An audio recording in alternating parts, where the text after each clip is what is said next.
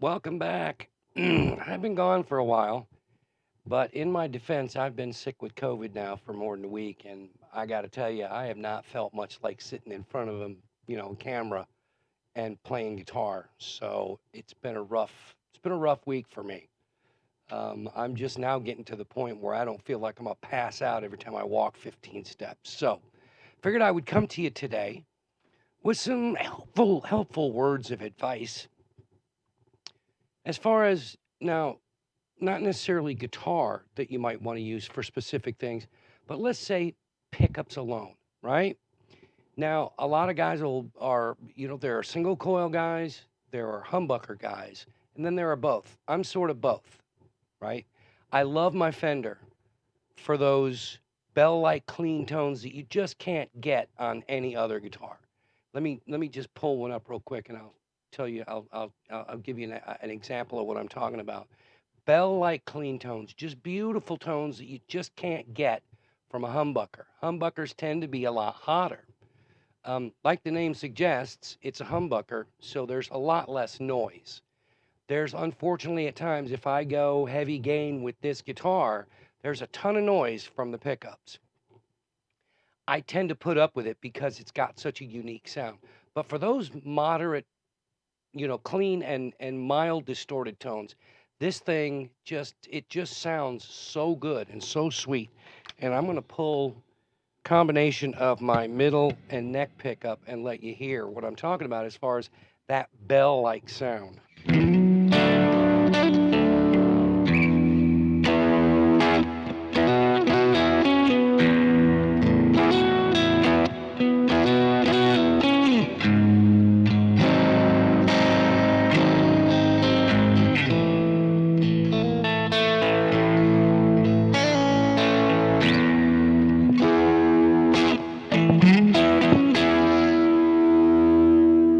Nothing better.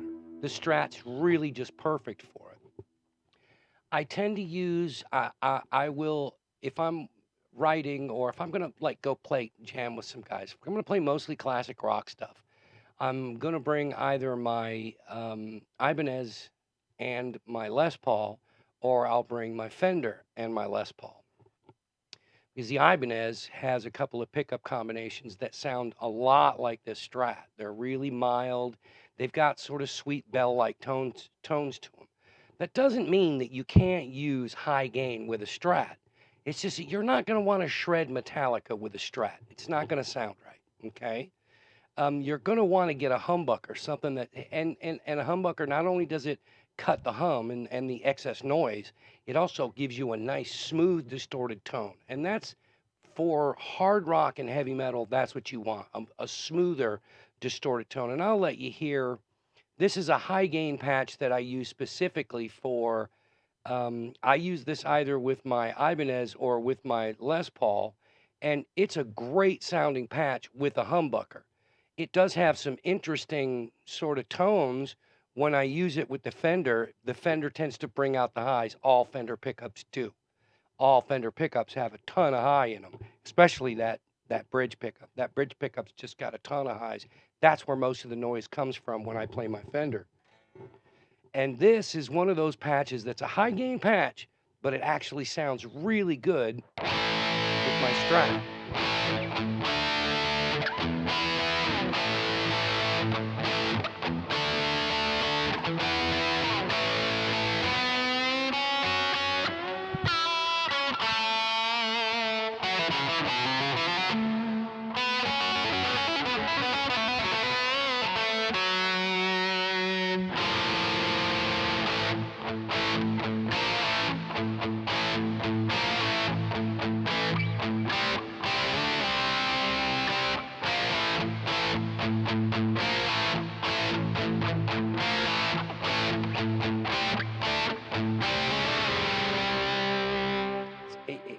Even with it being high gain, I like that sound.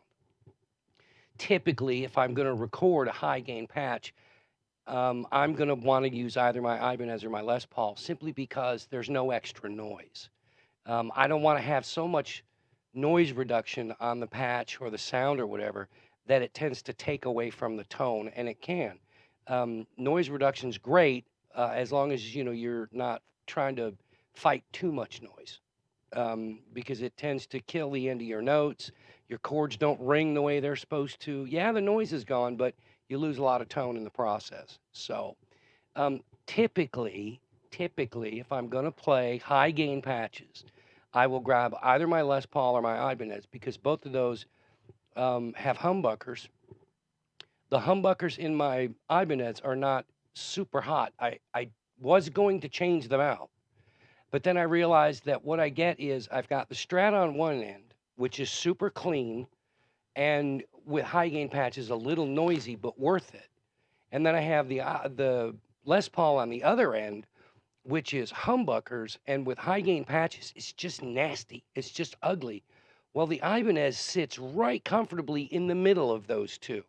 So what I get is a wide spectrum with the three guitars that I use most of the time. I do have another ESP hanging on the wall that I do use it every now and then, just not very often. But what I find is I get a good spectrum with those three guitars. I can get a good cut across the entire tonal spectrum with guitar. So this tends to be mostly for clean stuff and blues. It's really great for blues. Let me pull that. I'll pull that patch back up. That one patch right there. That's sort of an approximation of a Stevie Ray Vaughan tone that I really like. I love Stevie. Stevie's one of my favorites. We're going to be talking about the blues real soon, and we're going to talk about B.B. King and Albert King and Stevie Ray Vaughan and all the greats. So this one I tend to use this tone I use with this guitar because this guitar really accentuates that, again, that bell-like tone that I'm looking for. Here's another example of it that you might recognize.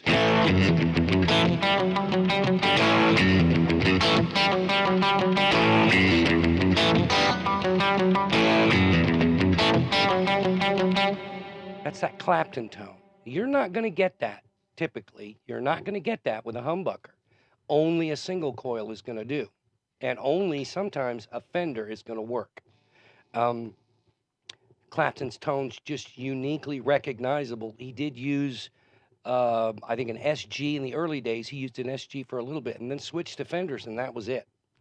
So you don't have to have a humbucker to play hard rock or heavy metal. A lot of 70s rock was done with, a Fender. In fact, Jimmy Page's sound on those first, I think, two albums, that was a Tele. He was playing a Telecaster in the studio, but played a Les Paul on stage. And he sold more Les Pauls because of that Tele. And that Tele was single coil, just with a ton of gain on it, and it just sounded fantastic. I tend to be a little bit more, what's the word I'm looking for? I want to be precise as far as tone goes. So I tend not to use this for the super high gain stuff. I will every now and then.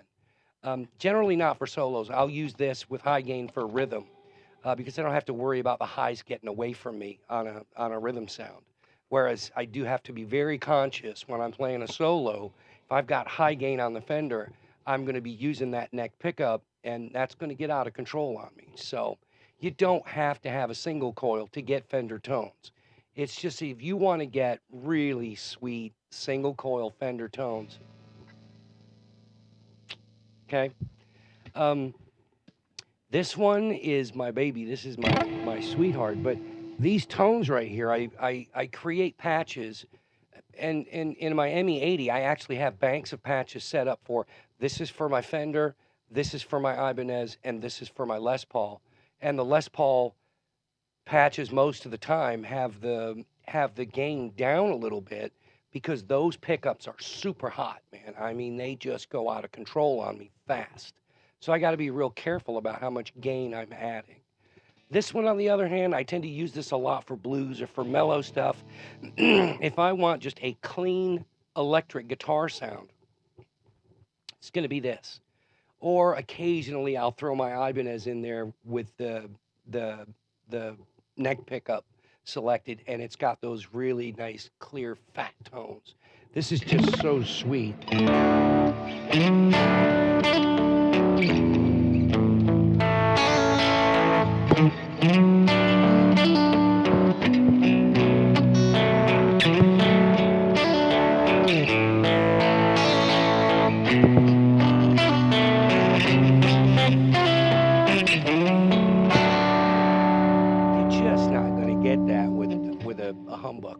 You're just not.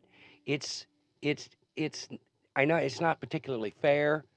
You may not want to go out and go get a Fender, but you know what? If you want that tone, that's what you're going to have. And this one,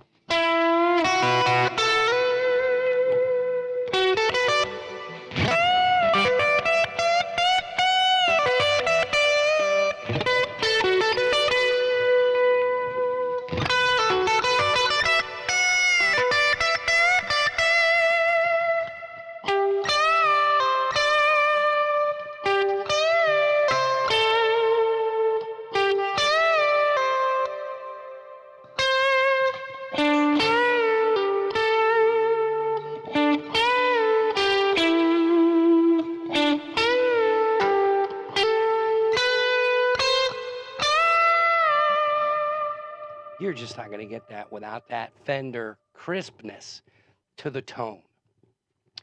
You can use single coils on. I found that a lot of the indie stuff and the alternative guitarists tended to use single coil pickups with a little bit more gain, and that's what made that sound stand out so well from the 90s or from the 80s into the 90s. Is those guys were using single coil pickups and they were using high gain, sounds, and it really did sound outstanding. It was completely different than what had come before, and each generational shift in rock guitar has something to do with how the guitar sounds, and that the common term is grunge, but that alternative sound happened to be just a whole lot of single coil pickups with high gain patches or high gain sounds, and that made it really unique, you know.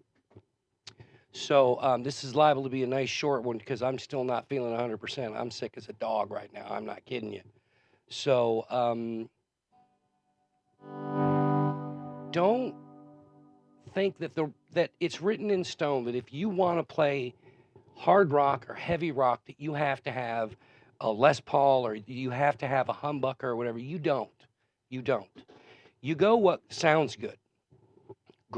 Just grab a guitar and you work the sound, right? You set the sound up according to the guitar. And if you're looking for a specific tone and you're not getting it with that guitar, then yeah, maybe you might want to try something else. Maybe try a humbucker, try different pickup combinations. You know what I mean? If it's got too many highs, roll your high, use an EQ and roll the highs off. But whatever feels comfortable for you and whatever sounds good ultimately is what counts. Okay? Um, that's really should cover it. Don't let rules get in the way of you coming up with a good sound. Okay? If you like it, that's really what counts. Okay? If it's not making you happy first and foremost, it's not liable to make anyone else happy. So, yes, I tend to use my Les Paul and my Ibanez for the high gain stuff. There's a reason for that. It's because this Fender right here happens to be it's a 50th anniversary like Player Plus edition or something like that. It's modeled on the 54 and it's got a bunch of real cool modifications to it. And it has a lot of problem um, with noise on the high end when I have high gain and I'm using that neck pickup. When I want highs, I want a neck pickup. So, and unfortunately, with high gain patches and high gain sounds, that tends to get a little, I don't know, it just sounds a little screechy for me. So I tend not to use it nearly as much. Whereas a humbucker gives me a much smoother, I do get the highs, but I get a much more controlled high end sound.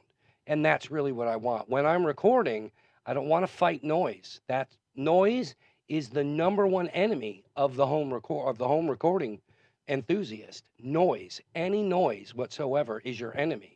So you're trying to avoid that at all costs. And I certainly don't want to layer it into a song. I don't want to put it right into a song and then have to deal with it later. Nope. I want it as clean. I want that guitar to be as clean and crisp as it possibly can be. Look at it that way.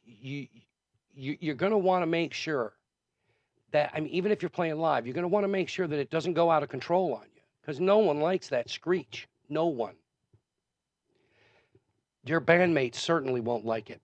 Then they're not going to want to sit and watch you tweak your sound until it's right either. Make sure it's right before you get there. That's the best thing. All right, kids. I'll have another one coming up real soon. Look, hit that like button if you like any of the videos. Hit that like button and subscribe because we got the blues series is coming up next. I'm gonna go way back. I'm gonna go back to the '50s where rock guitar actually started, and we're gonna talk about how that evolved into what we're hearing now, into what we're listening to right now. So you're gonna wanna check that out. There'll be some great licks that you can maybe cop, right? Standard kind of blues things that everyone uses, turnarounds that everyone uses, and ways to lay little licks over the top of those turnarounds to make them sound really, really cool. So that's what's coming up next. I'm still working on the lesson about harmonics. I didn't realize, I had no idea how huge that subject was going to be. That one topic was going to be, and I'm trying to break it down into smaller elements. Instead of it being a one lesson video, it looks like it's going to wind up being about three 20-minute lessons on where to find harmonics, how to use them properly, what the notes are, right? There are plenty of resources online where you can find notes, the note name of every harmonic on the guitar, open harmonics, not pinch harmonics or tap harmonics, but just open harmonics. Plenty of resources online, okay? But that lesson's still coming. I'm still working on breaking it down into smaller pieces. It's such a huge topic. I just did not realize how big the topic was going to wind up being.